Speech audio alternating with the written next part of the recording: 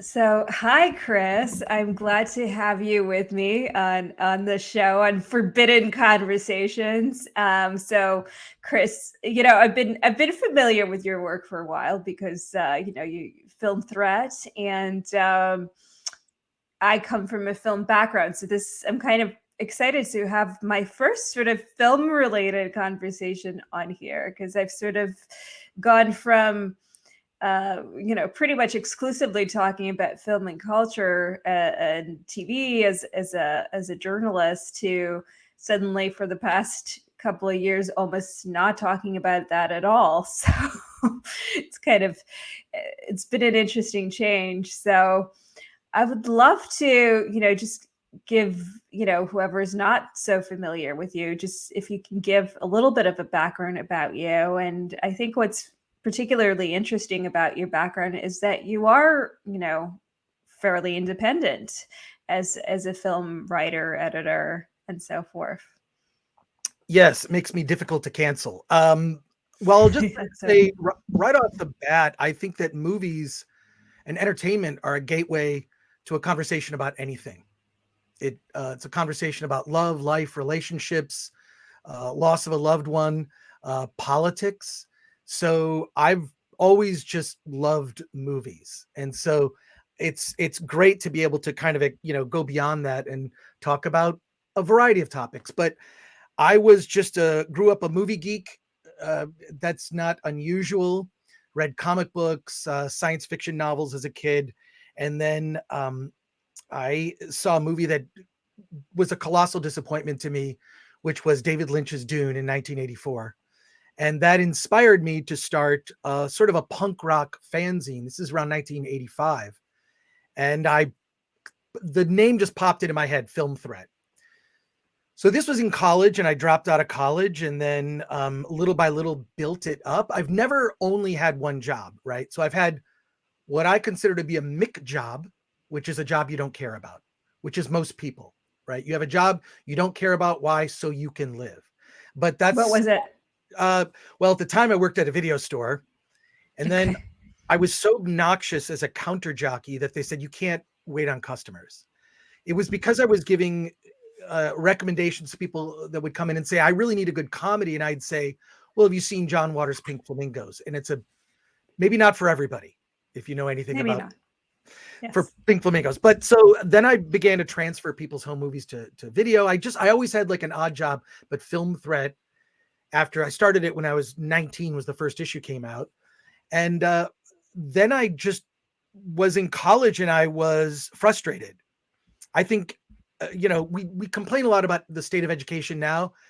I thought it was terrible back when I was growing up in, in the 70s and 80s, because I felt like I left high school and I was filled with facts and figures, but I didn't know anything. I didn't know, for example, how to do taxes. I didn't know things that are useful, like how to buy a home or how to launch a business. So I felt failed by just my high school education. When I was in college, I'm like, so uh, I'm paying you all this money to go to college, and I'm expected to read these books, which are very expensive, regurgitate the contents as proof that I have read the book. I think I can do this on my own. I wouldn't recommend that for a medical field necessarily, but I bought a book on how to publish a magazine. It was very expensive. It was from a trade publication called Folio, which was the trade publication for the print magazine industry at the time. It was a very expensive book, and I read that book. So I'm going to start a movie magazine, a punk rock movie magazine that's covering these. At the time, they were called cult and underground films. The term independent film didn't exist until 1989. So I did that, and I my business education was not so great. I just had all the issues printed on credit, and it wasn't until the sheriff was going to arrest me for fraud, and I had to make good on all these printers that I had tricked, that I said maybe I should get more serious about this. And then an editor at Hustler magazine really liked what I was doing in Film Threat because it was very counterculture at the time. I think I think we could use a little bit more counterculture nowadays. But he said, how about you write comedy and humor for Hustler? So he hired me, and I moved out to Los Angeles in 1989, and I did horrible humor in Hustler magazine. It was very juvenile, but I was using all of the office supplies at Hustler to still do Film Threat, and then I tricked Larry Flint into buying Film Threat to elevate it into a national magazine. So, and then, Nice. even in between all that, like I made movies, and then I started a spin-off magazine called Film Threat Video Guide, which I owned separate from what Larry Flint bought, and created a distribution company. Uh, I'm already, I warned you I would be long-winded. Yeah. I So, was just thinking about that. yeah. No, So but yeah. what's interesting with that is, with there was a financial investment that was necessary back then to launch something like that. Because when I was, I also sort of started in somewhat a similar way, where I had an online magazine, but it was an online magazine. So Mm. I started it kind of as a teenager, but somebody donated the domain name to me. And I think they might have paid for the hosting for the first, maybe half a year or something like that. And although my very, very first publishing endeavor was actually just like printing random magazines, but by magazines I just mean a one page black and white printed on a printer and dropped into people's mailboxes against their will or desire, and probably with very poor grammar. And and I just realized how bad my grammar actually is, spelling and everything was, actually, because English was actually my third is my third language. So it used to be pretty horrendous. um, so back then it was pretty horrendous. So as a 12-year-old or something like that, that's what I did. So that was my Wow. first kind of foray into journalism. And then the online magazine, by then my English had significantly improved, but it was much more possible to grow something online, and it didn't need that financial investment. But then you're in the way you're talking about it, it's this counterculture movement. And it seems to me that we moved really far away from that in so Mm. many ways. I think I look at a lot of these publications that were starting out at the same time that sort of my little publication was growing, and Film Threat was, once it was online. And a lot of the media outlets that have sort of survived through that time period are now very sort of commercial endeavors, and very sanitized. So what do you kind of make of that? How did we sort of get to the point where it was sort of started out as a counterculture, and now it's part of really this corporate kind of corporatized, sanitized media domain? Yeah, I witnessed that transition firsthand, but I've always kind of known that journalists, a lot of the journalists, in particular in entertainment media, are lazy. They're incredibly lazy, and there seems to be sort of a mass opinion that evolves when it comes to reviewing movies and whatnot. And I just thought, well, I mean, just little things in Film Threat that, for example, the editorial section of the magazine, there's, a note from the editor. Every movie magazine at the time, they basically just regurgitated the contents, their table of contents, and praised their writers. I thought, well, that's a waste of space. I'm gonna take a stand and have an opinion about something. In addition, our letters section, we almost exclusively ran letters that would say horrible things either about me personally or the magazine, because I would have the last word, and it was also intended to be humorous.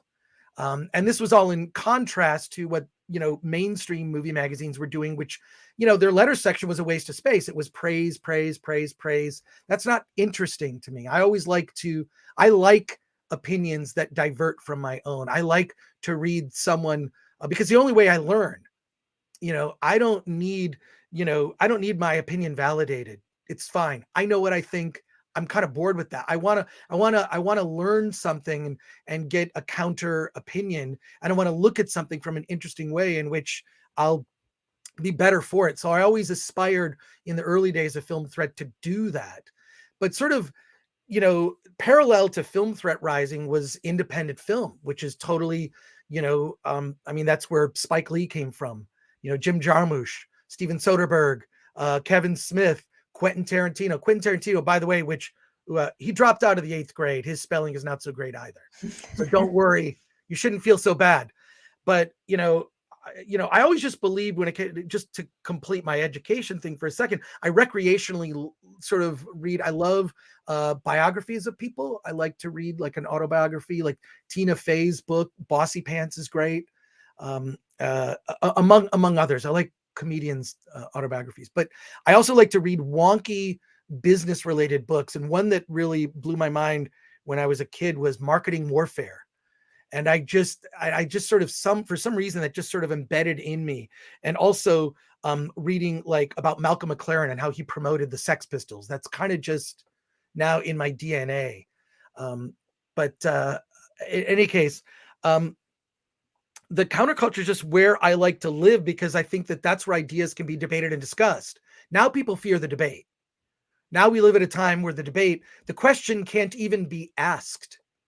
And so I think not only are people becoming less intelligent because the media has softened people's brain cells, but now just the kinds of conversations that we're able to have. I mean, the best ones are happening on podcasts, like the one we're on right now, right? Or, you can name Bridget Fetisi, Joe Rogan, go down the list, Michael Malice. There's a lot that I listen to and watch. But that used to be the case on television. Tom Snyder. The question being asked, like, it has become sort of a dangerous thing to even ask the question.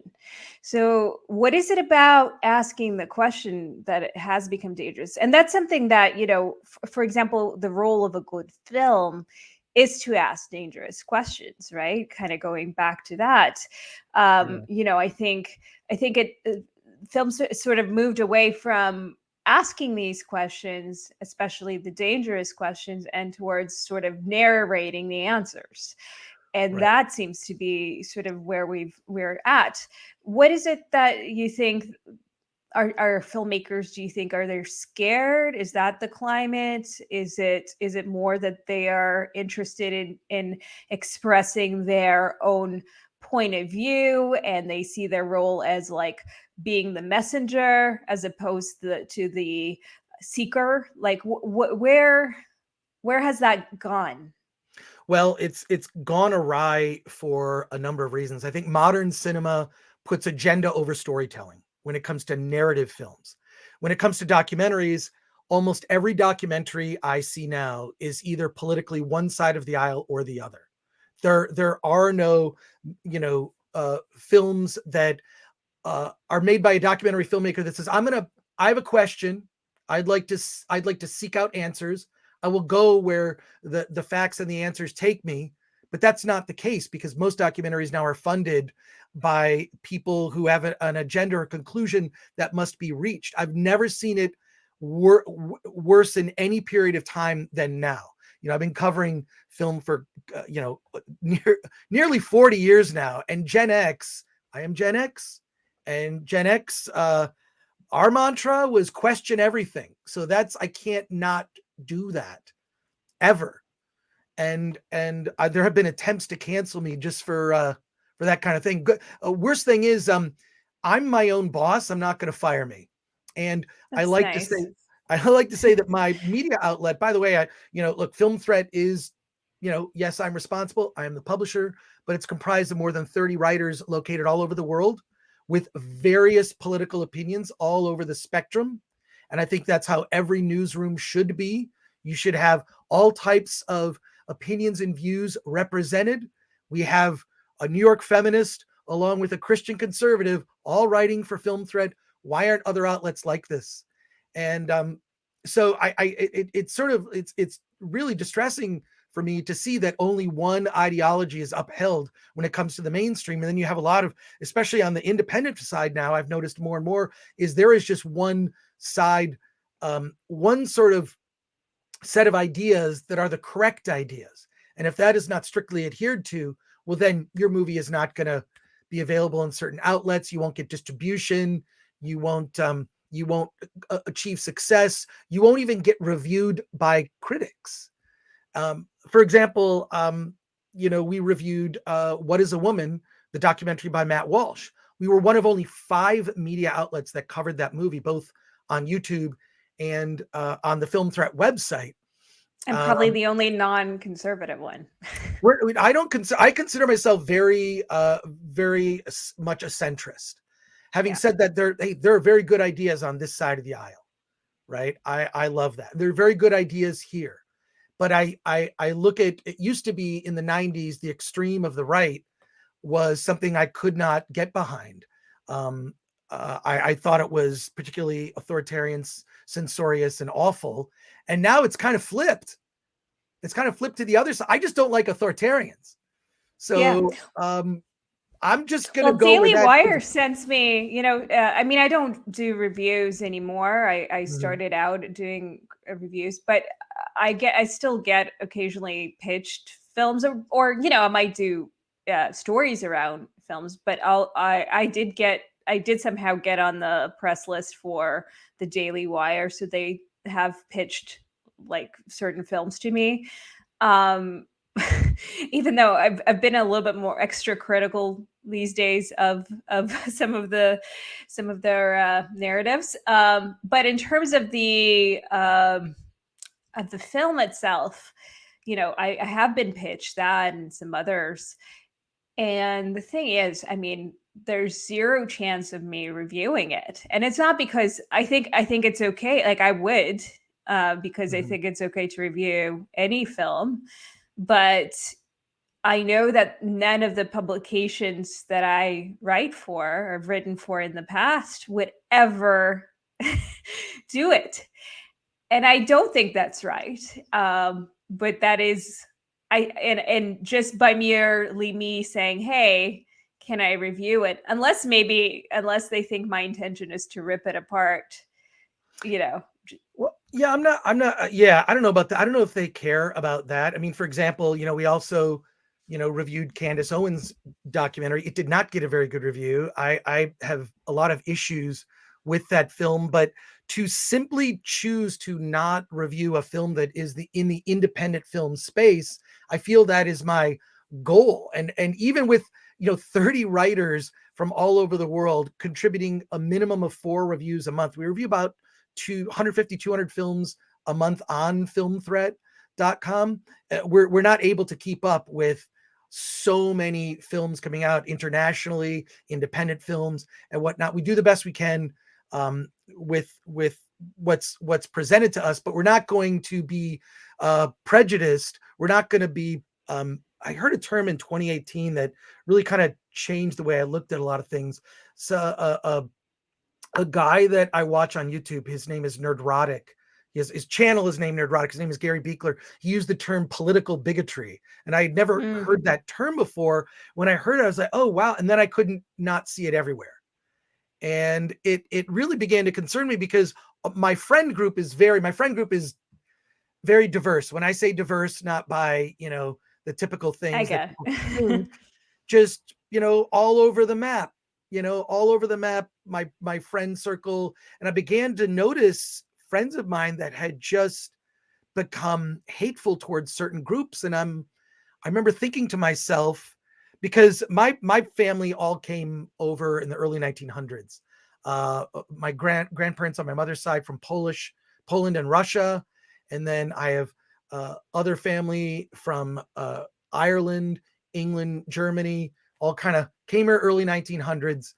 And those kinds of things are dangerous. And I see it happening more and more, this divisive rhetoric, divisive,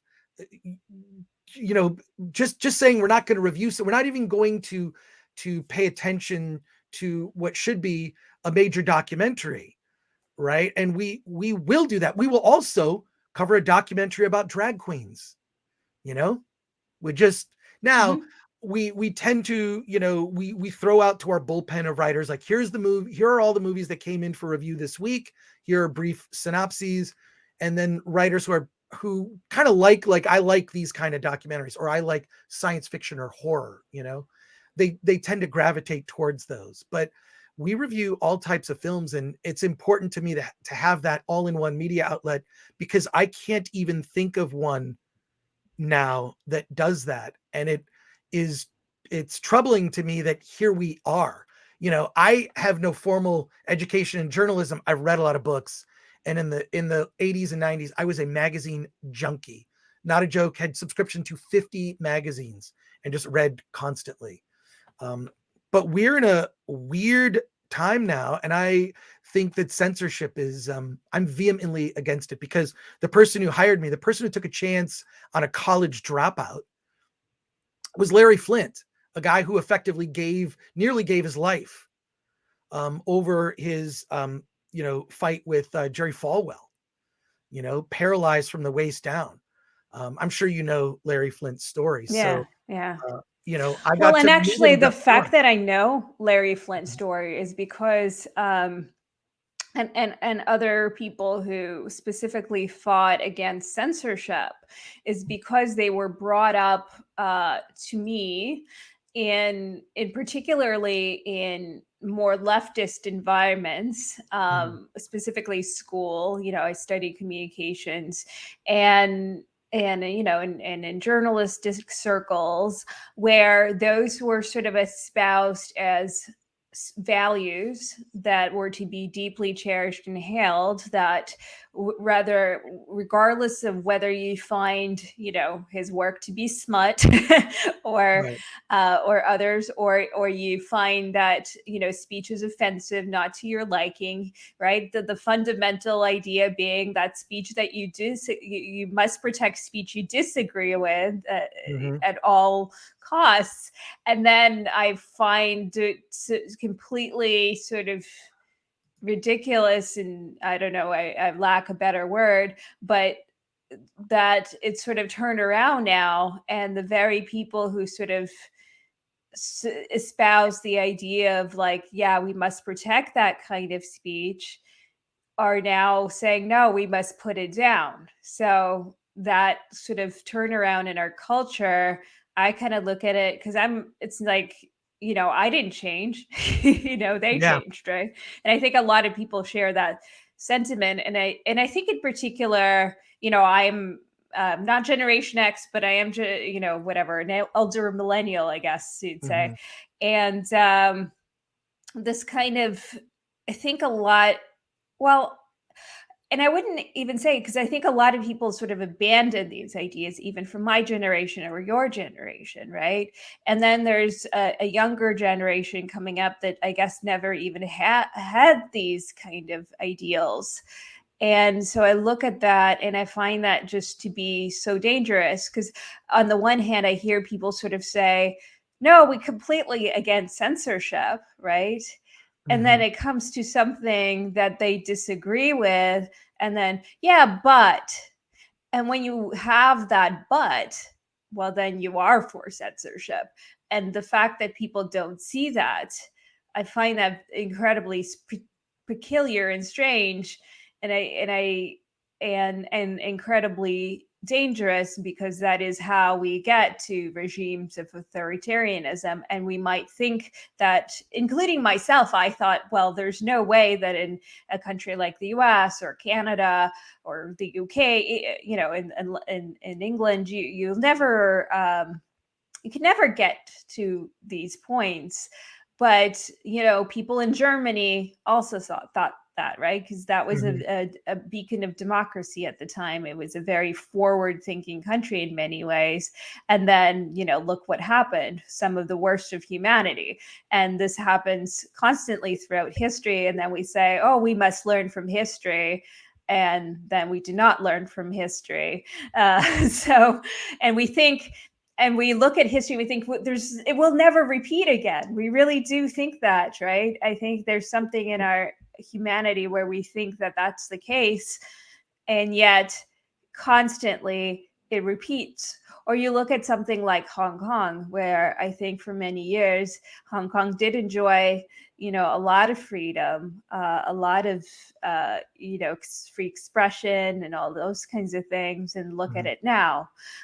So I think it's something that we must, consistently be watchdogs of, and not slip and not sort of compromise on this ideal of anti-censorship and freedom of speech. And now, to even say freedom of speech is almost like a dirty word, and people like to associate that with the right, and the right is a dirty word too. And it's like, well, the right is comprised of so many different people and opinions, and you can't blanket put everybody in the same boat either. So, that's where we're at.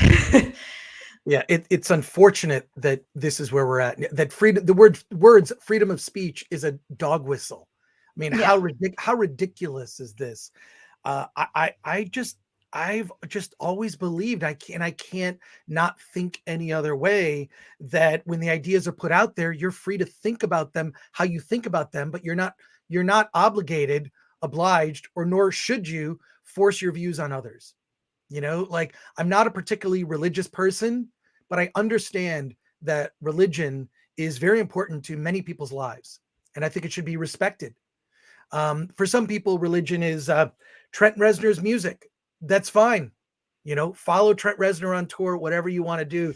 So I've always been very respectful of others' views, but what I have recently found is, we've even had some problems in our ranks of writers, people not being respectful of other people's writing. Look, it's okay for us to have different views. This is the point of America, is that we can disagree and coexist. I've seen that bumper sticker before, but I hardly see anyone living the values of that through their work. But I'll say we're living through a scary time where many people cannot be honest at work. Many people cannot think freely at their place of employment for fear of losing their jobs. I can't imagine, how horrible that must be. I've always been a guy that's like, I've had one foot in the corporate world. I've worked for corporations before in the past.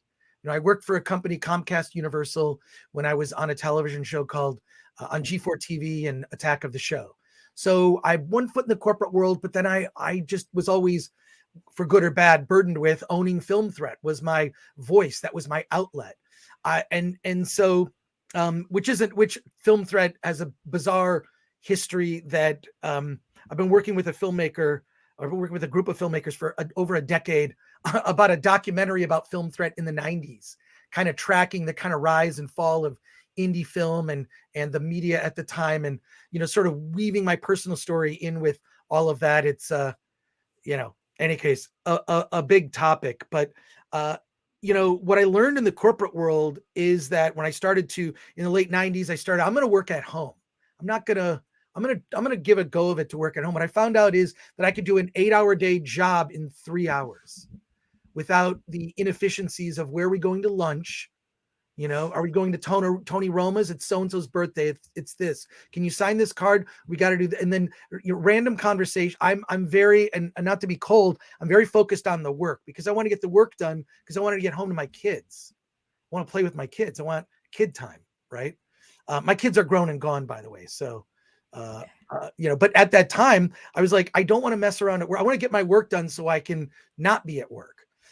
And so once I learned that, I thought, well, then I can kind of take on other things and kind of build beyond that, which was writing books, making films, etc. No one ever hired me to do Film Threat. No one hired me to make a movie. No one hired me to write a book. I pitched those things. I hired myself. I came up with a method to write a book, which is very simple. I could tell you how to write a book in about 2 minutes, which is, and this is when I decided I'm just not going to be posting on Facebook very often. This was in 2018 when I had a bad experience with some friends who disagreed with my opinion and thought it was important to lecture me in the comments. I thought, why am I coming up with 500,000 word responses to this? If I write 1,000 words a day, every day, for 60 days, that's 60,000 words, which is the average length of a book. So that's effectively what it is. It's getting up at 5 a.m.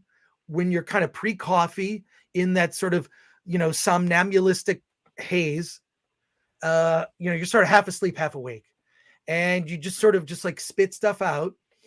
You can write 1,000, 3,000 words in one sitting pretty easily in under 3 hours. But that's after I spend about 6 months writing an outline, so I already know what I'm going to write, and then I just take the next thing, kind of jump around. I'll end up with 60 or 100,000 words in a short period of time. Sad thing is, no one reads books these days, so Don't tell me that.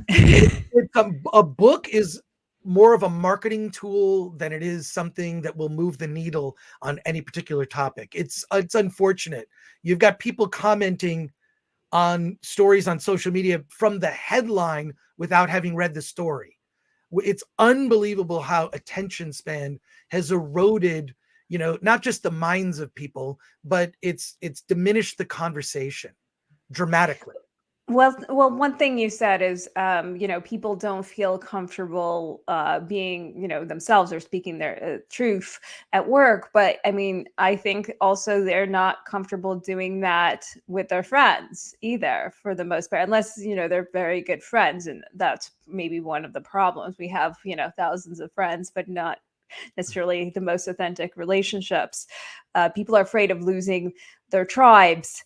But also, I mean, kind of taking it back to work in terms of in the film industry, something that conversations that I've had with writer friends of mine in particular, that they get into writers' rooms, and that's somewhere that it's incredibly important to be honest. And sometimes you're going to say things that might be offensive because you're experimenting. Maybe you're experimenting with jokes or characters, and sometimes the characters that you're speaking at as are offensive, or maybe they're terrible people, or maybe they're not, but whatever it is, right, you're playing around. But when you've got writers rooms where you might offend even one person, right, you might have that one sensitive person who is going to now report you and make your life hell, which has happened, as I've heard from quite a few stories of people that I know. It silences everyone in that room effectively. And now those people in the room no longer feel like they can have these kinds of open creative processes. So imagine it must have tremendously substantial effect on the creative work and the output. And therefore, we're seeing what we're seeing, come out on the screen. And maybe not everywhere, because maybe some showrunners or some filmmakers will still control the boat and not let that happen. I imagine somebody like Tarantino, right, like does whatever he's going to do. But it does seem to affect a lot of people. What are your thoughts on that? I have a lot of thoughts on that. I'm sure. I have a lot of thoughts on that. First of all, I think the problem is the tolerance for people who are too sensitive. I think they should be fired. I think that look, I'm very tolerant of people who completely disagree with and they write for Film Threat. They disagree with my ideas about certain things, and that's okay. I want them to be a part of my organization. But if they're going to impede on the creative process, those people should be let go. I have heard from friends,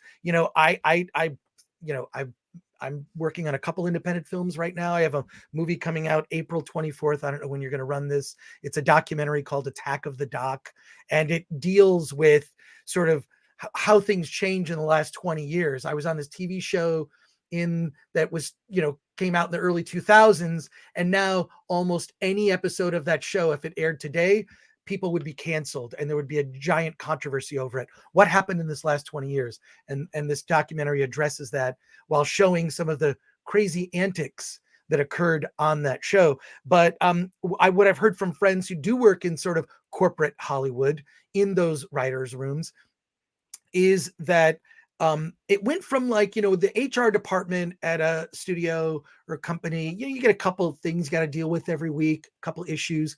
It is now multiple calls on a daily basis, on a daily basis. And it's generally coming from people that have this, oversensitivity to things. We have not hardened this generation to just be able to hang, to be able. And look, I've been on film sets of movies I've made, movies that when I'm going on a film set of a friend. They can be raw, and they can be, people are making jokes which may be inappropriate. It's really just sort of to loosen everybody up because you're doing an 18-hour day and you got a 5-hour turnaround the next day. It's intense. It's intense to make movies and television, whatnot. But what is distressing to me is Hollywood bowing to the wishes of these people that haven't been around ideas that confront what they've been taught. And a lot of so really, I don't blame these kids. A lot of them that are coming up, I think they're being promoted too quickly. I think a lot of the people that have been put in positions aren't ready for it because they don't have the experience. They haven't been mentored. Really, I think it takes about a decade. You start as an intern, then you do this. You're working for a producer. You're doing this. Suddenly, you're in the writer's room after 10 years. That's not what. Yeah, now it's almost always like the assistant of the showrunner or the director or the producer, and then they get into the writer's room almost right away if they like them. Yeah, because you check a box. How insulting is that? You check a box, and so you're in the room because you are this person, not because you have you've learned and worked your way up the ladder. That is completely wrong philosophy. Hollywood did it to itself. I hope it fails. We're currently living through what I would describe as the very opposite of a golden age of entertainment. If not, we're entering a dark age because this has been tolerated. That's how distressing it is right now. That's how important this is. That's why I've always advocated for indie film, because indie film is a voice unfiltered. Indie film is where people like Spike Lee came from. No one greenlit Spike Lee, and Spike Lee still continues to make projects independently. Sure, he pairs with studios to get financing or distribution, but that's a guy I've always admired, which oddly enough, I didn't get a job once at the DGA. They interviewed me for their House magazine, Directors Guild magazine, and all of the directors I named were not guild members. They were all people like Tarantino and Spike Lee and George Lucas, people who would quit the DGA because they thought the rules were so insipid. So I didn't know that. Okay, that's interesting. But well, George Lucas, I'm filled with too many weird nerdy stories I'm not going to bore you with, but George Lucas quit they fined George Lucas when he made The Empire Strikes Back. He produced it, and he put the credit of director in the wrong place for Irving Kershner and fined him, which is why George Lucas, when he made his other Star Wars movies, just made them in Australia or the UK. So, but see, you have people who are much more willing to break rules, that might have been an accident and whatnot, but like when he was sort of unjustly fined because of a stupid rule, he's like, well, I'm not playing by your rules anymore. Yeah, George Lucas is the most successful independent filmmaker in history, period. Previous to selling his property to Disney, he owned Star Wars. And now we've seen it falling on hard times because the brand has been so compromised. They basically feminized the brand of both Star Wars and Marvel, and it's become completely corporate. You're now looking at a checkbox of things that must be in the movie to satisfy certain requirements that are out there. And I think it's a matter of just not bowing to the mob that speaks very loudly about this. They speak very loudly, but they don't support this stuff. Now, and the check boxes hurt. The thing is that people don't talk about it a lot, but like the check boxes also hurt the very people that they're supposedly trying to help, right? Precisely.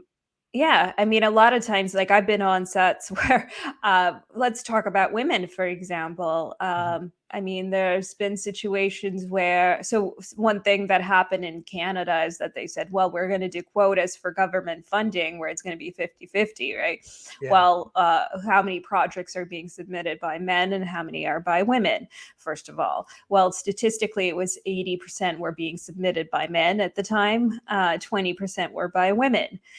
So, let's assume that we've got about equal quality there of submissions. Well, now if you're doing 50-50, you're going to get a lot more horrible submissions, worse quality submissions from women, right? If that are going to be greenlit statistically. So now people are going to be seeing films and they're like, well, that's women make bad films, right? That hurts women ultimately. Then you also see resentment that happens on set. And I've been in situations where I've been on set and there were female directors that were amazingly good, right? Prepared, have the track record, but automatically you have that kind of thought of like, oh, is this a diversity hire? And then you have also diversity hires, and they just don't have the respect of anybody on set, and it just builds so much resentment. There's also this was brought to my attention recently by somebody who's in a minority group, but there's all these shows that get sort of consistently, there's certain people who will have projects greenlit purely because they have these connections. So they're being greenlit based on their minority status or some checkbox that they're going to tick. But it actually, instead of quality, and it prevents other people who might also be, let's say, in the checkbox category, but might have better quality projects from being greenlit because it's not being done on pure merit. So things like that happen that sort of corrupt these industries, for starters. And then you have a lot of backlash on top of it. But I'm sure you have much more to say on that topic. Yeah, I think it's really disappointing to see, but I think that Hollywood loves to virtue signal, but the color that Hollywood likes the most is green. At the end of the day, movies and television shows have to turn a profit.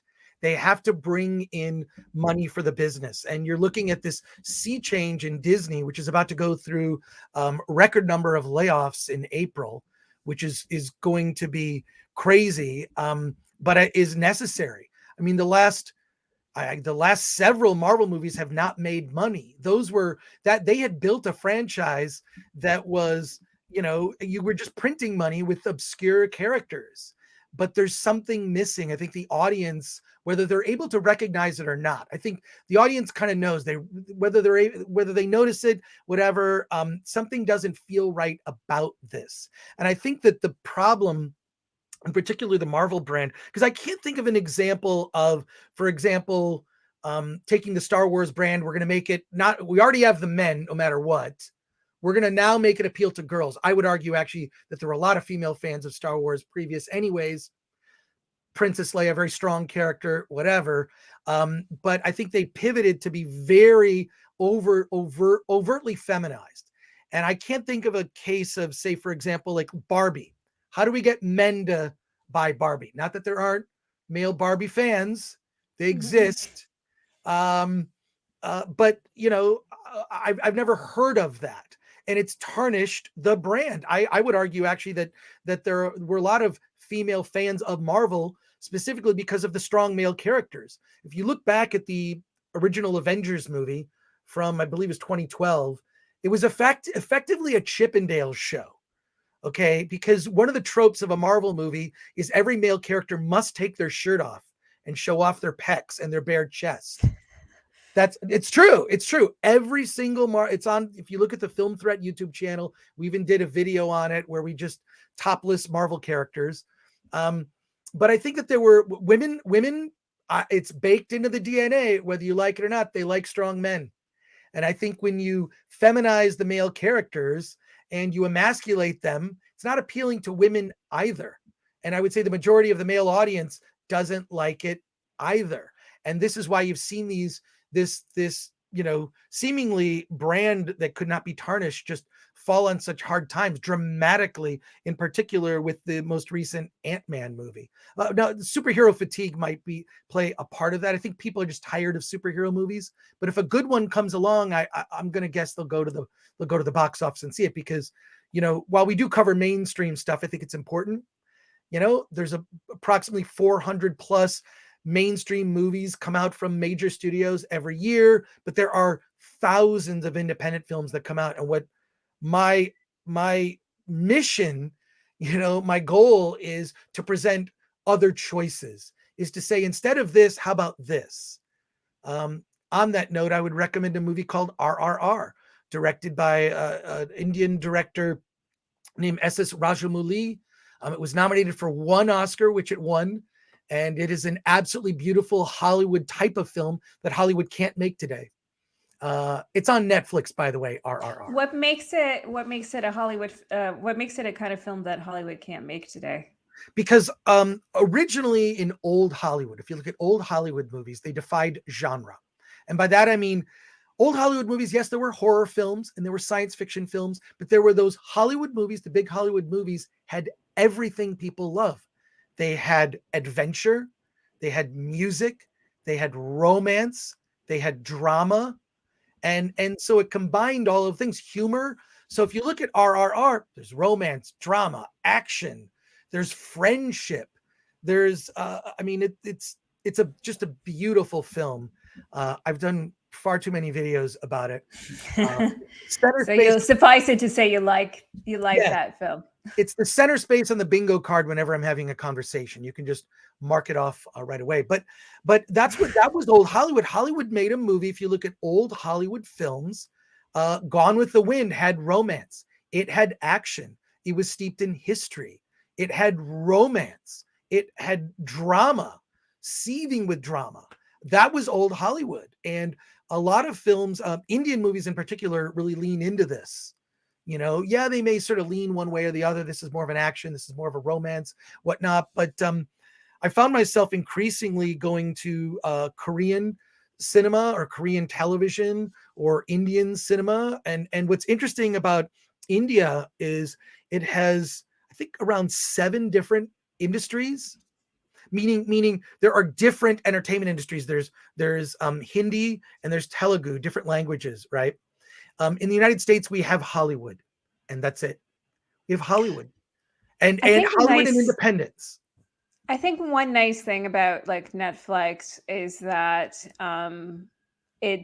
because I think they've been, it's probably a very nice thing for them to do is to buy up these foreign films, because they probably don't cost that much for them to do that. But it did allow people to sort of discover more foreign content, including myself, and they do it with TV shows and TV series as well. So it's been pretty effective way.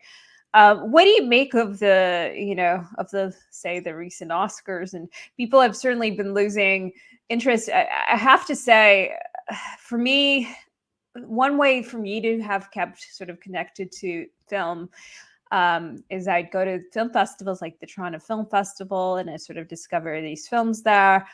Since the pandemic, I have not gone to I have to confess, I've not gone to a single movie. Wow. Yeah. And I was as somebody who's pretty much would always win every Oscar pool with close to perfect predictions. I have to admit that this year I didn't even know any single movie that was nominated. This is how I've fallen. So I didn't even watch the Oscars. I haven't watched it last year either. I feel completely disconnected. I think a lot of people feel like regular people outside. I mean, for me to not know is really shameful almost, because I've been in the industry for so long. But most people who are outside the industry, from what I hear, is that they just feel like it doesn't represent them. It's just very elite. It's the films don't represent what people want or like, and certainly not the speeches. So what's kind of your take, and has it changed, or is it kind of the same and just people have awakened to that even more? Well, real quick first, I was banned from the Toronto Film Festival once in the 80s in a story that went national. And I was banned from the festival and then returned the previous year in a disguise where I made up a completely different media outlet and crashed the festival, and then wrote a story about it. It'll be in this upcoming documentary about Film Threat called Film Threat Sucks. But when it comes to the Wait, Oscars, I am so curious. Are you able to tell me why you were banned? they didn't like the way we covered the festival. We covered it in sort of a gonzo journalism way that we covered the parties, we covered the scene. We posted a photo of Sean Penn passed out under a tree. I'm not making this up. And then we just wrote like sort of, we kind of made fun of Canadian cinema, which I thought was does not have an appeal outside of Canada.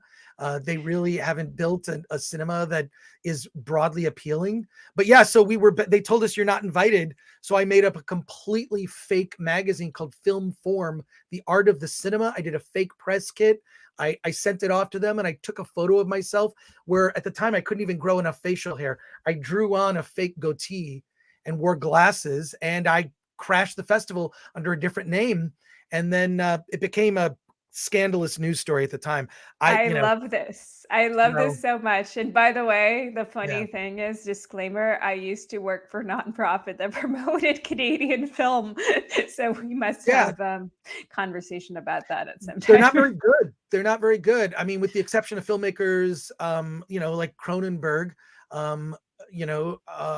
they're just, that's a whole other conversation. When it comes to the Oscars, you hit the nail on the head. You can track when the Oscars were popular. And to be clear, the Oscars got this similar ratings as the Super Bowl. That's how huge the Oscars. It was, internationally speaking, the world stopped when the Oscars was on, because you would see your favorite stars, of which you can probably name all the stars and celebrities on one hand these days, right? You can start the list with Brad Pitt and Tom Cruise. But they're just, that used to be a way to see them sort of unfiltered.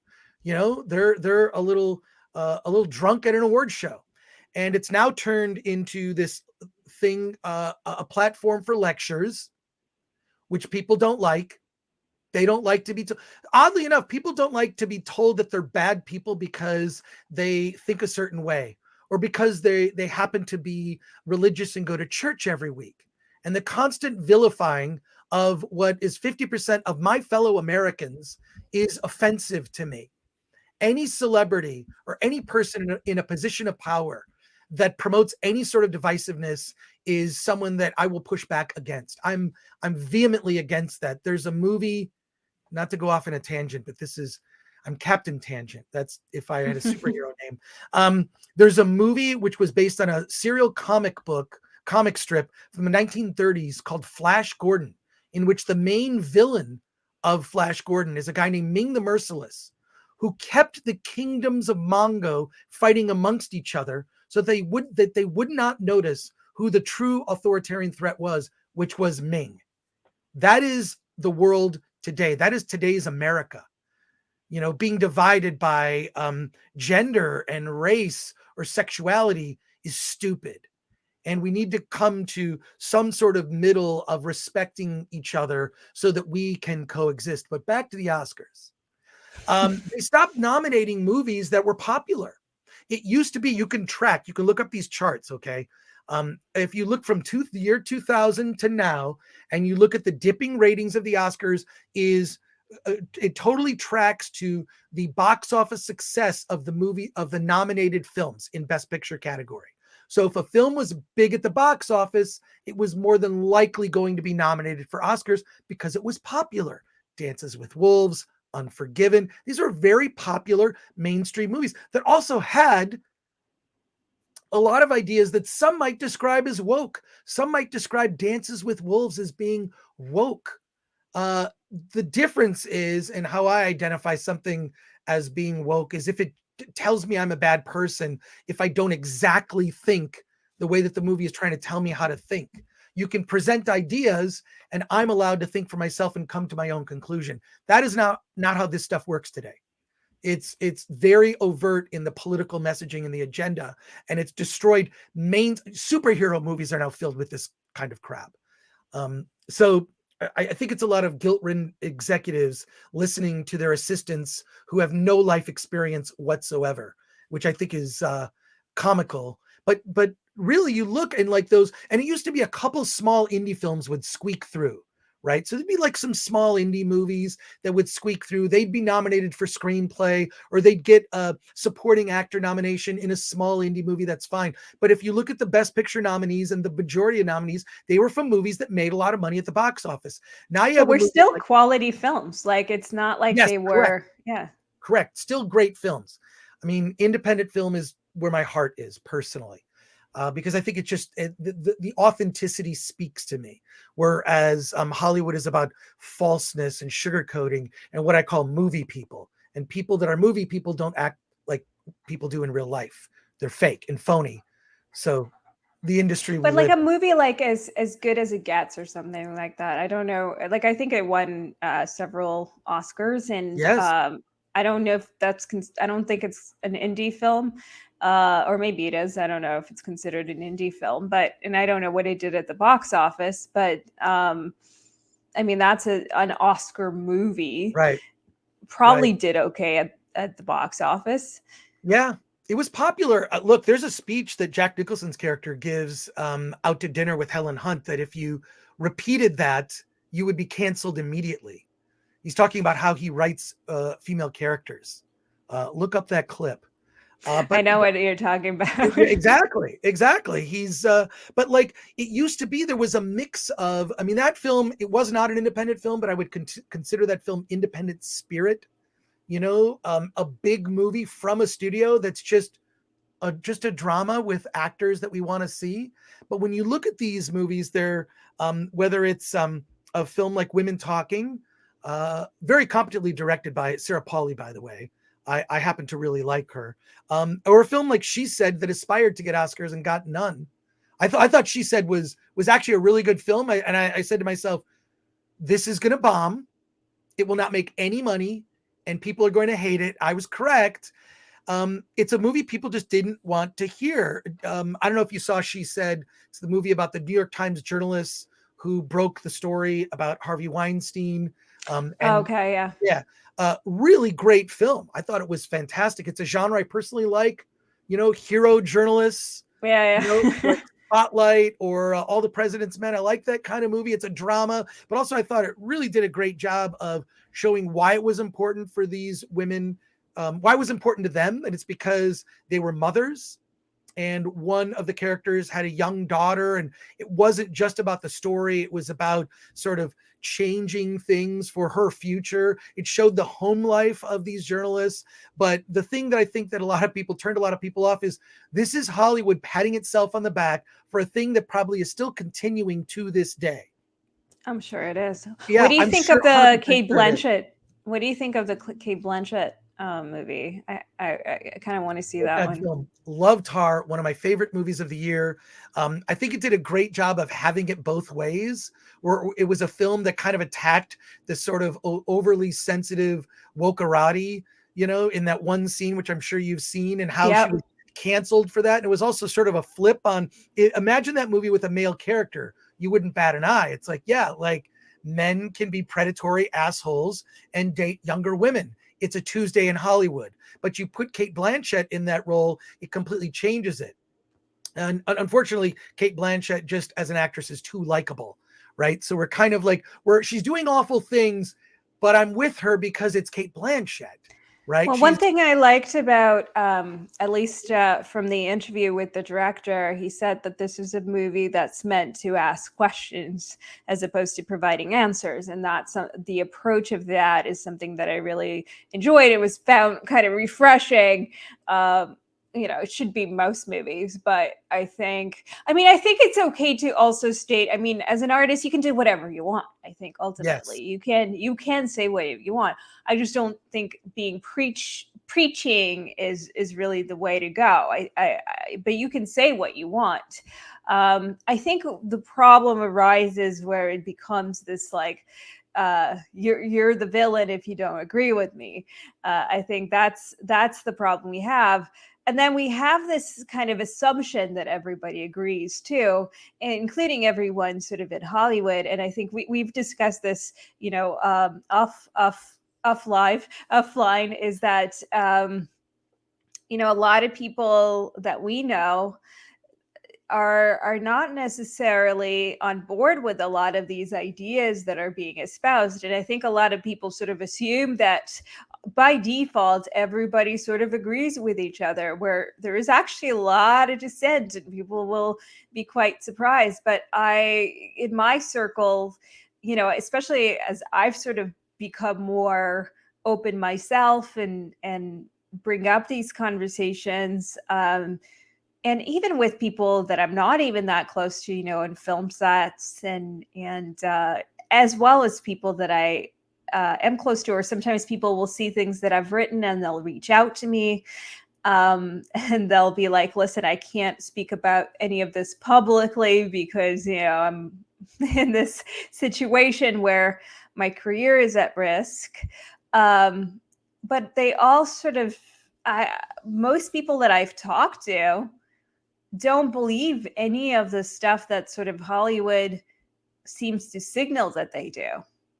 Yes, that is true. I've had a lot of friends. I've had people that I don't know that work in various spaces in Hollywood, in the studios, even actors reach out to me and say, "I like what you're doing. I like what you're saying." But they don't. The problem is they don't feel comfortable saying it themselves. They have to toe the line in order to stay employed in this industry. And this is why we're where we're at, is because there's so few people willing to speak out and call this stuff out, that it's gone too far.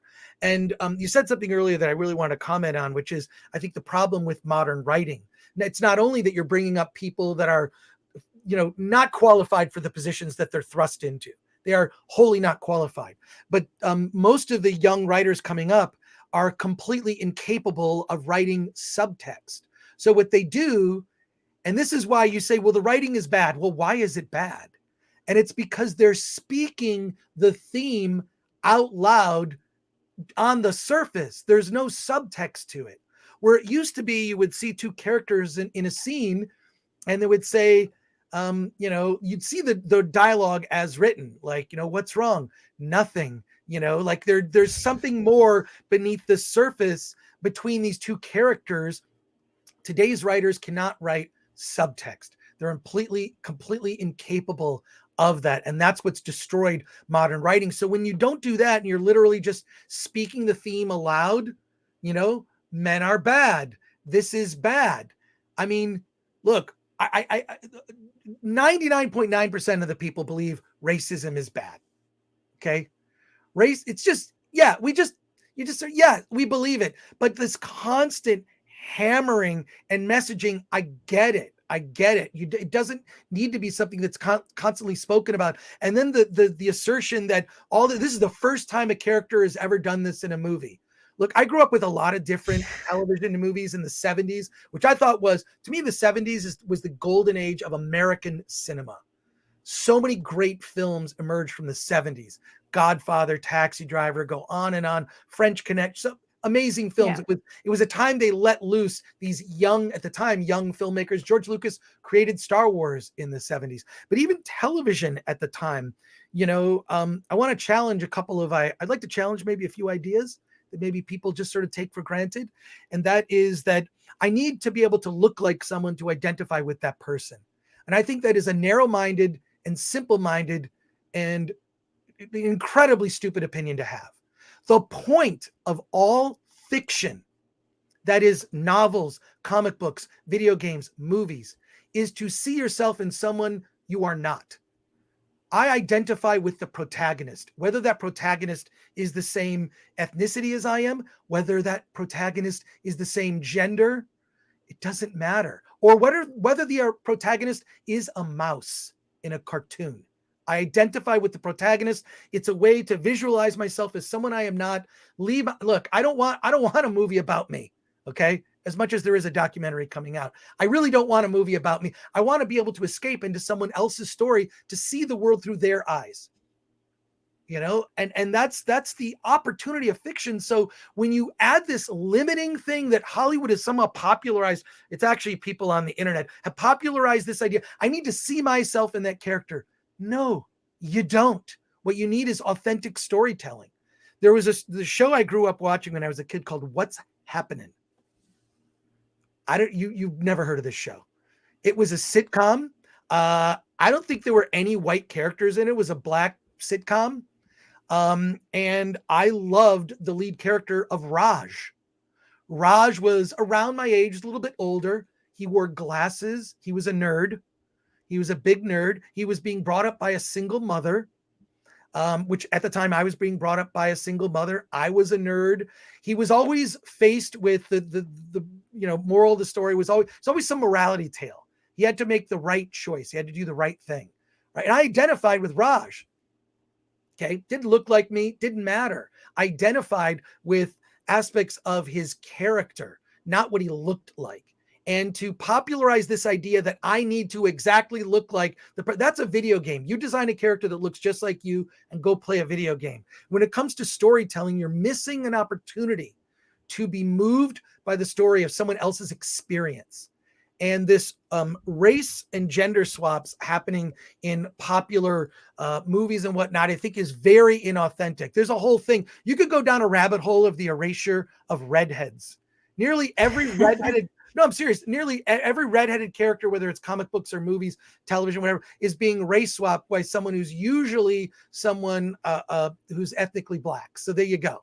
Right. But there's also this sense of lazy. That you can only write or a story if you're of that race or of that demographic, and you can only play, this is even taking it a step higher, right? Like you can only play a character if you're gay or if you're, that ethnicity, or you're this, unless you're Jewish, then that's, you can be cast by any background. So yeah, a little bit of a double standard there.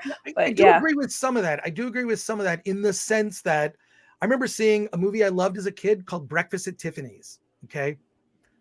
Love that. I never heard of that. Never heard of that movie. Sure you haven't. No, but Audrey Hepburn, I mean, she's so lovely in that film. It's such a great movie. But the thing that really disturbed me was the performance of Mickey Rooney as the Asian neighbor. Bothered me because I watched a lot of Asian films when I was a kid. I grew up watching Toho Godzilla monster movies. I watched shows like Ultraman and Johnny Sacco. I loved Asian cinema, and I thought it was so overt. It was offensive. But it was like, whatever, black face or Asian face, right? Like ultimately, right? It's so that's the problem with that. And that character. So that's I think is a different thing than, a character can't, for example, if a character isn't gay, I mean, for example, people couldn't be openly gay for the longest time, right? And then they acted, and then those stories probably wouldn't have gotten told, those very important stories that allowed, people to understand the humanity of these situations, that probably otherwise would never have gotten out if straight actors didn't tell those stories at the time. And now now these actors who are gay can play straight characters, they can play gay characters. Sometimes that they might want to play a gay character because that really resonates, and that story might really resonate with them, and they want to bring it to life, and that's okay too. Or and I think, you want to be responsible in the casting, so you don't make, outrageous casting choices like you do, and stereotypes and cliches like you do in Breakfast at Tiffany's. So you want to be responsible in how you cast it and thoughtful. I think that is very important. But I think to say, oh, only this person, I played a character, just for kind of a play or a scene, it was a character who was gay and kind of closeted at a time period. And just that experience had taught me a lot, and just the emotions. And it wasn't about being gay, it was about the human experience of like what it's like to experience people discriminating and putting your friend in danger in the context of that play, right? There's a lot of emotional roller coasters that are going on, and how to deal with, being put in a situation like the character that I had, that I played was, ultimately commit suicide, so. And an actor, I mean, there's the experience that an actor has and they've never had, it's always your imagination. You're never going to be exact. So I think it's part of the human experience, and the magic and the treasures that you learn and you observe. But you have to be responsible. So like if I'm a writer, for example, and I'm writing about, I don't know, I'm writing characters Black, I might not actually do that, right? Like I might not do that because I don't feel like I have enough experience. If I'm setting a character, and the fact that that character is Black is very specific to their experience, right? If I don't feel like I have that full insight and knowledge, right, I might not be the right person to write that character, and then I might not do it. I might actually, maybe if I lived in that world and I lived in a neighborhood that's maybe all Black and I had all Black friends, and, maybe I am the right person to write it. So it depends on the circumstances. It just depends. Like, and I know I spoke to a writer who has written one of his first, John Patrick Shanley, for example, right? One of his first plays that he wrote, they thought he was a Black writer, and his play was staged in a Black theater because they thought he was a Black writer because he got it so right. But he lived, in the Bronx, and he had such an ear, and he was surrounded by that community. So I think it's about taking that responsibility very seriously. Well, And some people don't. Well, I think it's, first of all, I agree with you that should be taken very seriously, but you don't want to make the assumption that every gay person has exactly the same experience, or every Black person is exactly the same or has the same experience. I do think that part of the writer's ability, the tool, what makes writers when they reach the level of being an artist, is their ability to, write a character that isn't them. Todd Fields wrote Tar, right? He's not a gay woman. And I'm not even sure actually if Cate Blanchett is gay. I don't know much about her personal life, but from where I sit, I don't care about the personal lives of celebrities. I find it the least interesting thing. Celebrity or actors, when it comes to actors, they are very good at faking authenticity. That is the skill of an actor, and that is a skill. Okay. But yeah, I just think that it's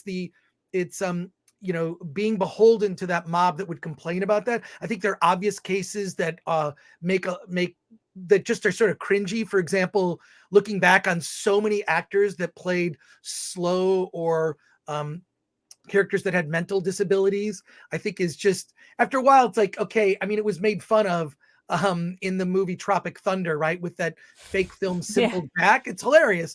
But, I recently saw a movie called Champions, starring Woody Harrelson as this aspiring NBA coach who, after a drunk driving charge, is forced to coach a team of kids that all have mental disabilities, some of which have Down syndrome. And they hired all actors who have Down syndrome. And I'll say this, I have a stepbrother who happens to have Down syndrome, and I felt it was very authentic. Right? These are not these, mostly kids with Down syndrome, they reach the maturity level of about 14, right? And it was so authentically showed these kids. I thought it was really heartfelt. It felt like a movie that was made in the 70s. And it is a very cliche sort of like sports, go for your dream. We either win or we lose. It's also very inspiring. And I quite love the fact that they just said, look, we're just going to hire actors that all fit that.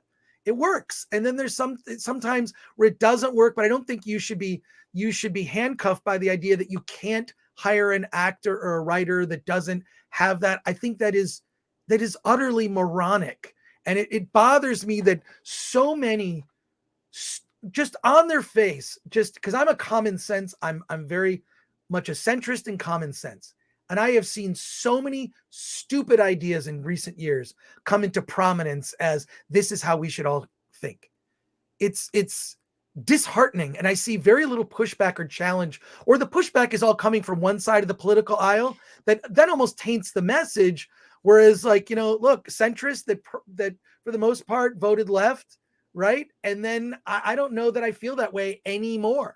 And I will say about centrists, one thing about centrists, because there is these attacks specifically from the right about centrists. I want to address it. You probably heard me talk about it, but there is this kind of idea that the centrists, because they were nice, that's how we got here. And I want to dispel this once and for all. That's not how we got here. How we got here isn't by being nice. How we got here is by not pushing back and saying, no, we're not, we're going to disagree with this. We are not okay with this. And people like you who self-identify as a centrist have pushed back and said, no, I'm not okay with that. I do disagree with that. So that's not how we got here. What we got here is with a large majority of people just staying silent and going along with things. So that's what it is, including, by the way, lots of people on the right, lots of people on the left, like all spectrums have been sort of complicit in this. It's not being nice, and you can be nice and not go along with things. You can be, you can be honorable in how you present yourself, and you can be, you don't have to be an asshole, is what I'm trying to say. You don't have to, obliterate people in the worst kinds of ways to do it. But it's enough to say, you know what, I don't think that's such a good idea.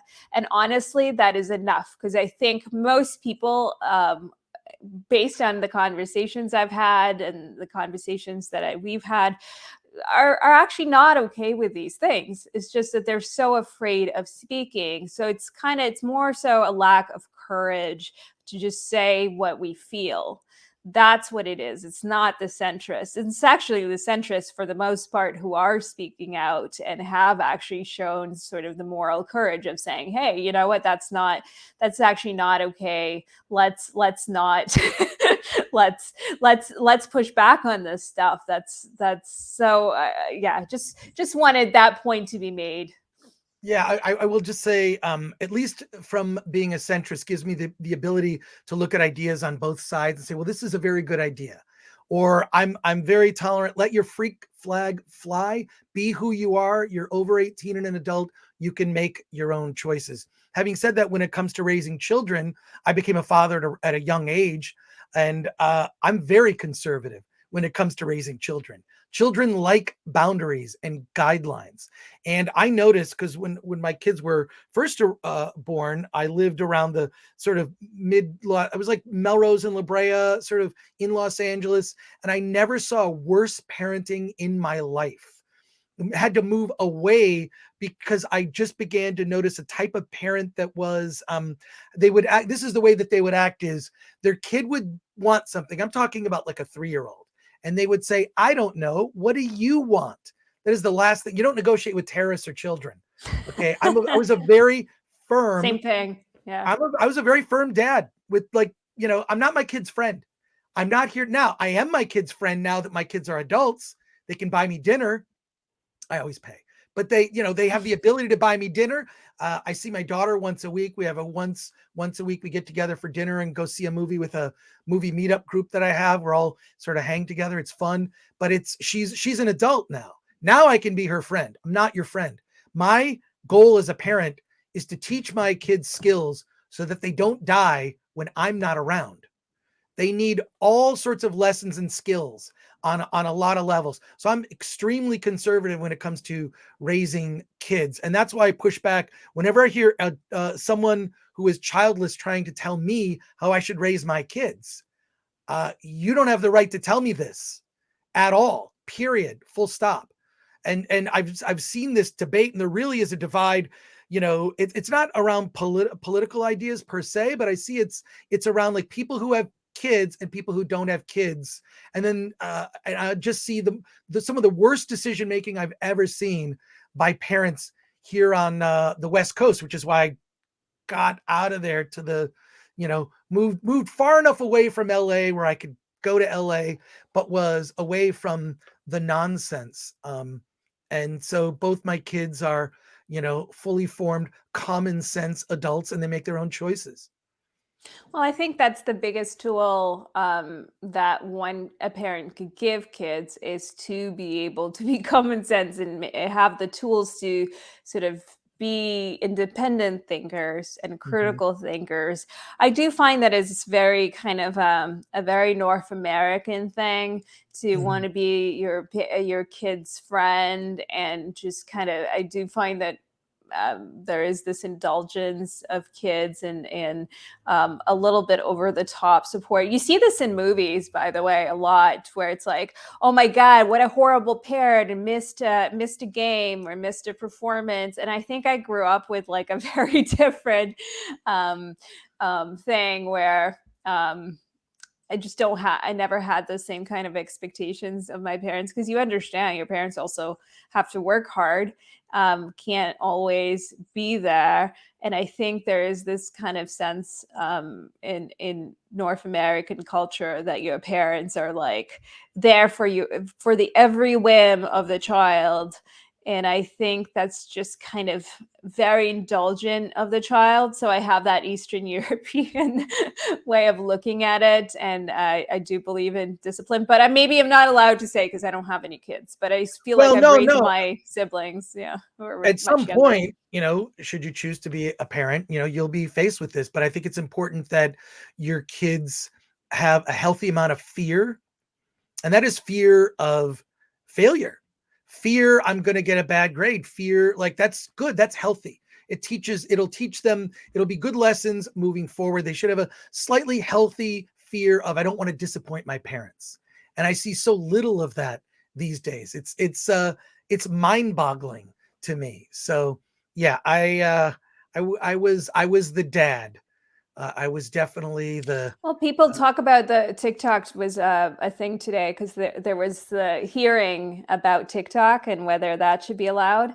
And I was thinking about it. I'm like, why do kids even have smartphones? And I got into a little bit of a debate earlier with my brother, because we have a big age gap. So we kind of grew up kind of different lives, right? I mentioned that I was an immigrant. My brother wasn't. So we had sort of different layers of life. So he got more, let's say, privileges. I hate that word, but than I did.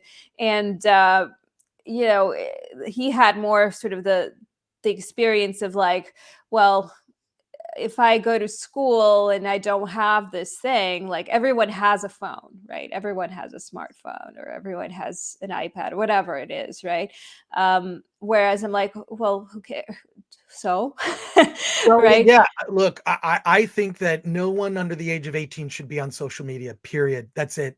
It's the depression, anxiety that's created by, in particular, young girls looking at Instagram. Thank God my kids kind of missed it. Facebook was kind of coming into prominence when they were in high school, and they just missed social media when they were at that age where it could have, just affected them psychologically. So they missed it.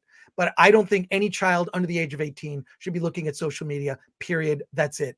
And TikTok is incredibly corrosive. Look at the rates of suicide. You can look up these statistics. Look up the rates of suicide and depression, and how it tracks right around 2012, which was when smartphones became affordable, when parents could justify this purchase to a child. I would not, if I had a kid, they'd have a flip phone that I can track them, and they can make calls, and that's it. And that's it. I don't. I'm actually pro flip phone for my kids, but actually my brother was as pro fully banning TikTok. Interestingly enough, that's a good idea. I think it's a good look at how horrible. I mean, it's just like, look, I don't have TikTok, but I do see videos of TikTok on YouTube in sort of like, look at this crazy thing on TikTok. And I just think it's corrosive to society. Some of them are okay, but I think a lot of this stuff is how you use it. But unfortunately, we've proven that as a society, we seem to not know how to use them in productive ways, and I don't know what the solution to that is. I'm not a big fan of banning things, but I will say, look, I'm thinking about this too in terms of movies.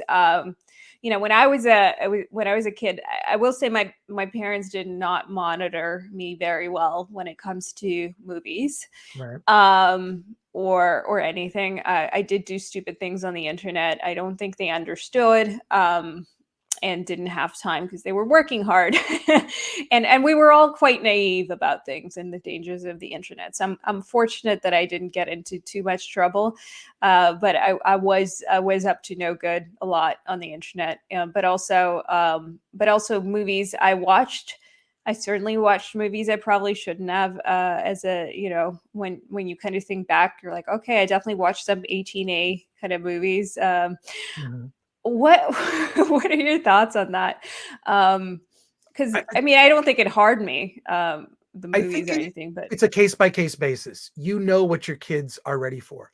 My daughter, she's not particularly characteristic. She did not like Barbies or dolls. Did not like that being forced on her. She liked Godzilla and monster movies, so she was into horror. Her brother was not into that, so I think she saw the movie Alien when she was 14 and loved the film, became an H.R. Giger fan. She's a writer. She loves that stuff, world of fantasy. She was ready for it. I really do think it's case by case basis with kids, but it really comes down to, your kid.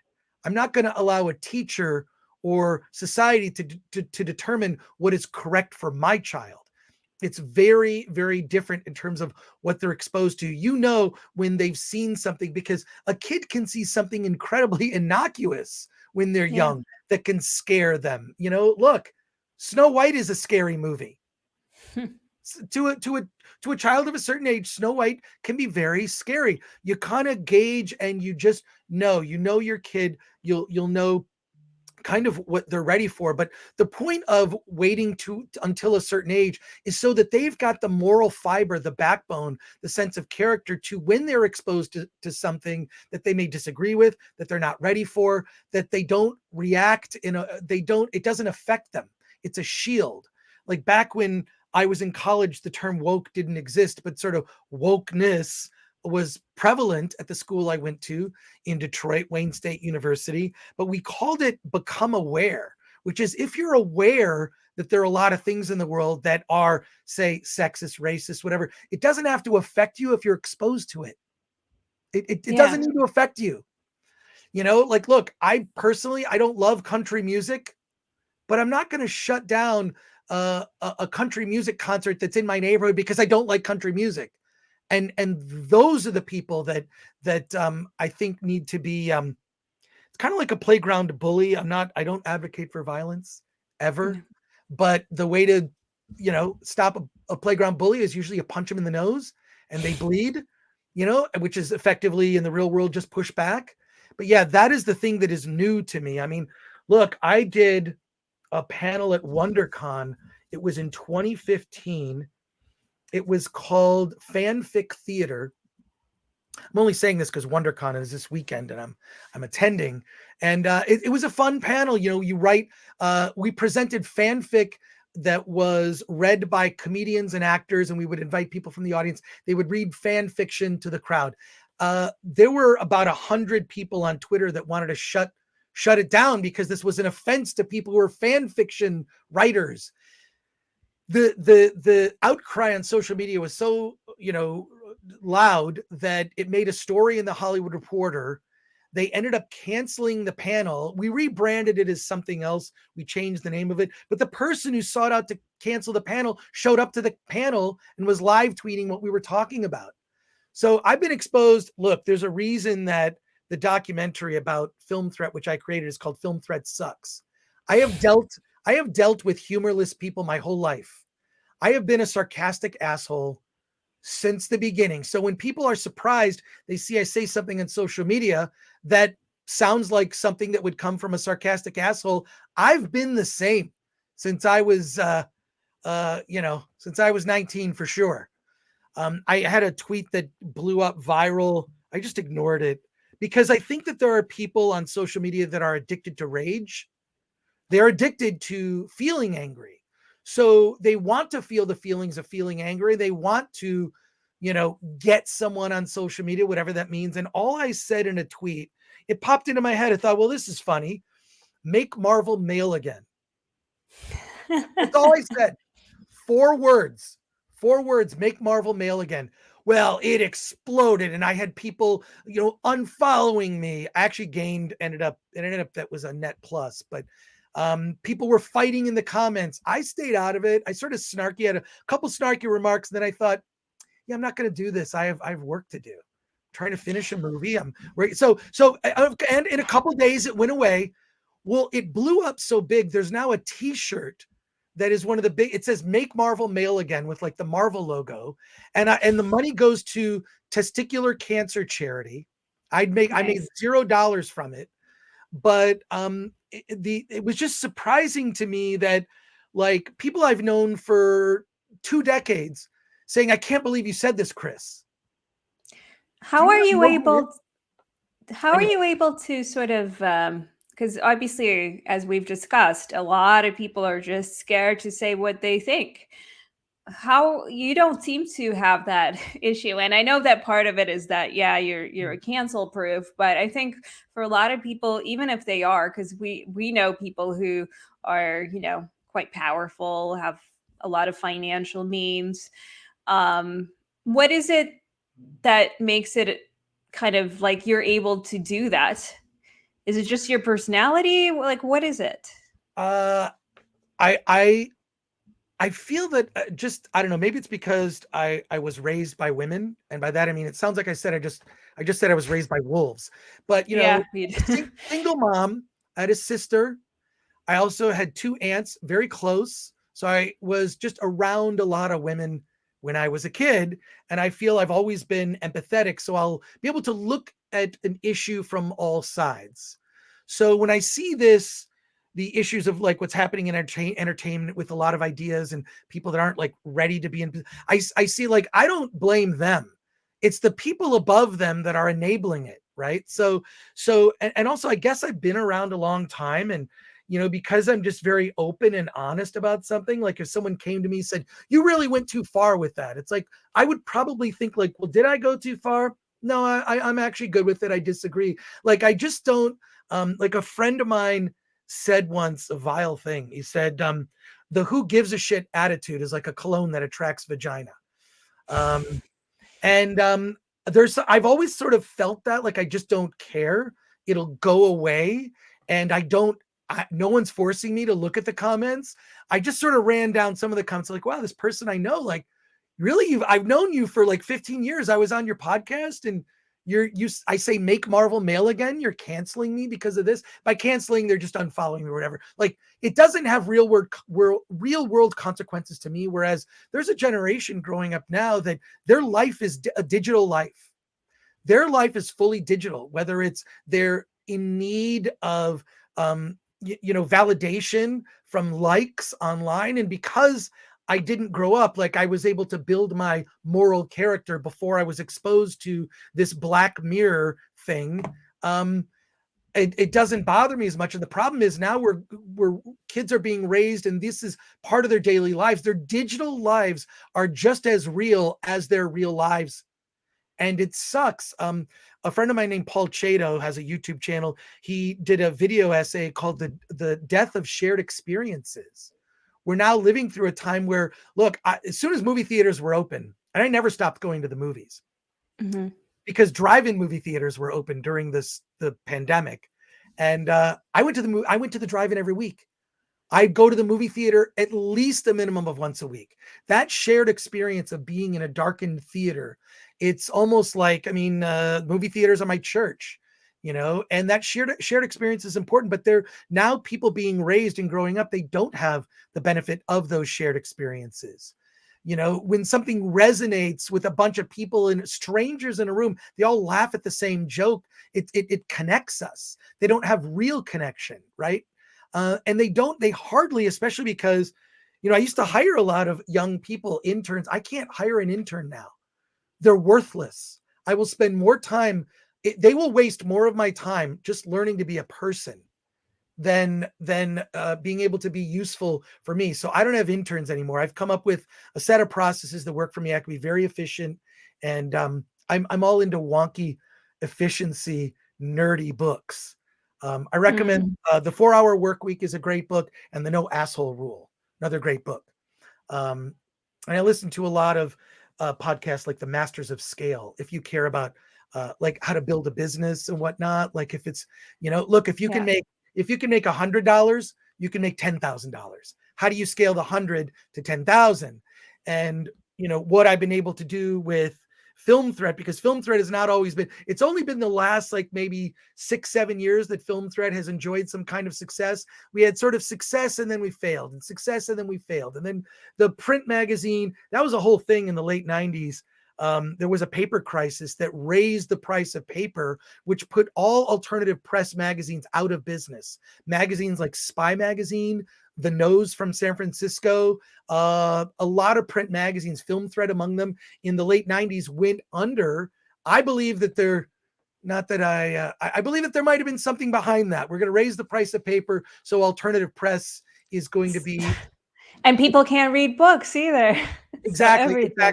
But then the rise of the internet in 96, we launched the website. But I've seen sort of the world from like fanzine to a print magazine to a national magazine to no magazine to a website to a YouTube channel and a website and all the stuff that comes with But tech. it seems like a lot of stuff is about having that resilience, right?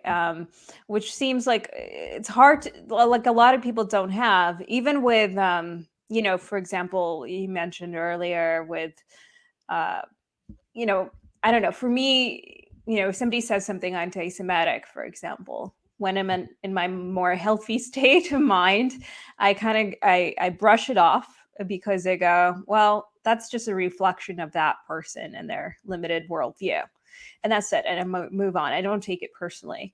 And instead, we have this kind of grievance culture because it creates sort of, you know, either a state of victimhood that gives somebody power or some special status, or because somebody is genuinely hurt, but they're hurt because they don't have that resilience. And so, you know, so we have this kind of culture.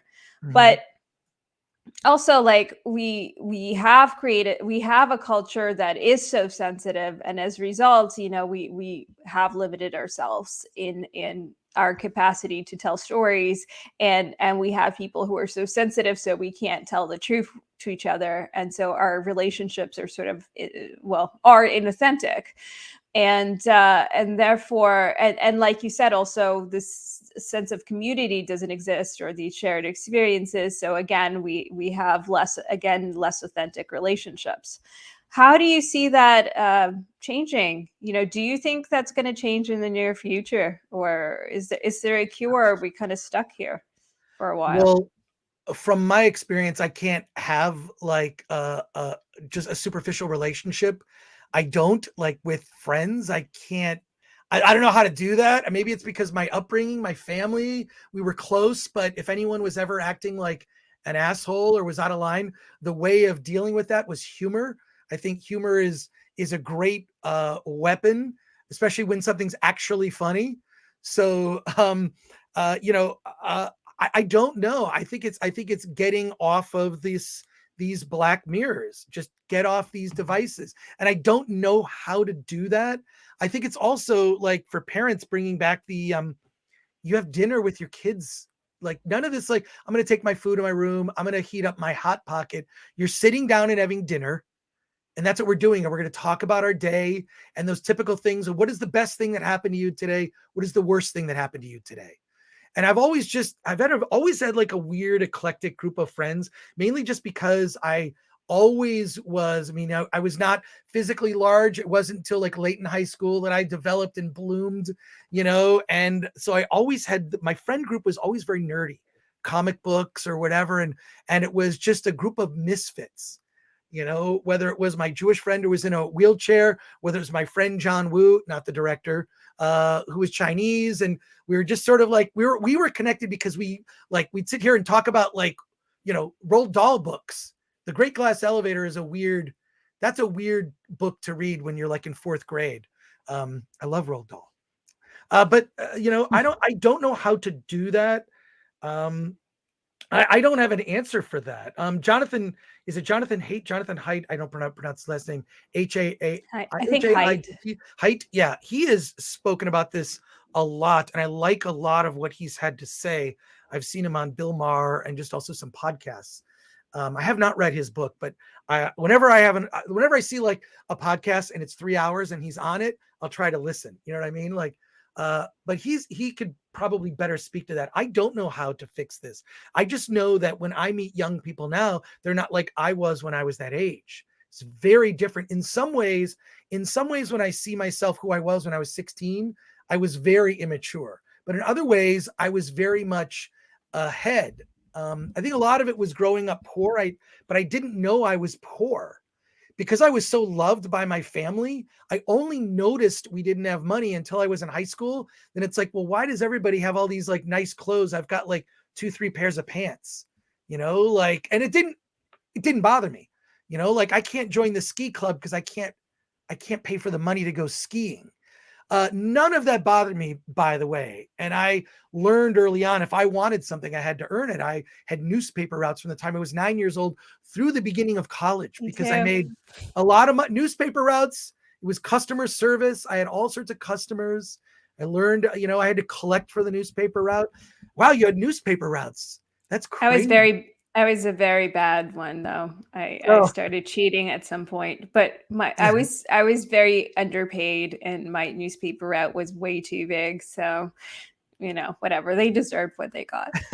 Well, I loved having jobs as a kid because I liked to have money because then I could buy comic books, go to movies. I bought a car when I was 14 in anticipation of my 16th birthday. Why? I wanted to be able to go to the movies by myself. I didn't want to have to be dropped off by my mom.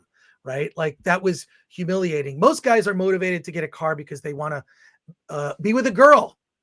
But I wanted to just see every movie that opened in the theaters that weekend. Well, that's the other part I think that made it different. And I think maybe makes your generation different and maybe me different is that we had a window, cultural window into a lot of different lives, right? Through movies. I know that I watched, for example, every night I had a different movie that I watched that were foreign films, old films. So I grew up watching all that stuff that taught me about the universe, the world outside my own experience. And you watched, I'm sure a fanatical amount of movies and, and books, I've read a lot of classical books. A lot of people don't read them. A lot now say, I won't bring other people into it, but a lot of people say that they don't want to even read books that are sort of the classic novels, because they're dead white male authors for the most part, and so, or they're just not interested. Maybe it's not even that part. And so there is this kind of lack of culture and this understanding of history, the past world, and there isn't that shared. I mean, I even read at some point, I'm not religious at all, but I read a lot of religious texts from different religions, and it allows me to then get references of that people have in different cultural, whether it's a movie or a book and I think again it's that shared thing. And so I think a lot of people miss that. And I think that changes our culture and makes us much more separate. So if you're just living in your little silo of just, I don't know, TikTok references, which I might now miss because I'm now missing some of the more youthful references, which is maybe not so great. But we do have a wider reference point otherwise, I think. Well, I mean, look, I that opinion about the dead white male authors is stupid. I think it's important that the classics are read with the idea that it was written at a certain time when people thought a certain way. You could also read Mary Shelley's Frankenstein if you don't like the men. But I've never believed in this canceling, but I certainly think that more chairs at the table is a good thing. Different authors that are the best voices, but the idea that we're becoming more and more divided because we don't have those points of connection. It used to be that 20 years ago, you could reference a Beatles song and everyone knew. Everyone loved the Beatles, right? That's not exactly the case these days. So when it comes to music, when it comes to so many things, the pie is being divided into so many slivers of reference. Where are the references that resonate with everyone? And to me, the person who can tap into the current zeitgeist, which I believe now the current zeitgeist is not, no one has tapped into it. No one has tapped into it in a way. I mean, when you look at like the two big box office movies of last year, Avatar 2 and Top Gun Maverick, both sequels, both sort of harken back to a different, I mean, look, there was nothing revelatory about those movies. They're very common, right? It's like, they're just, they're like comfort food blockbuster movies. We've seen them.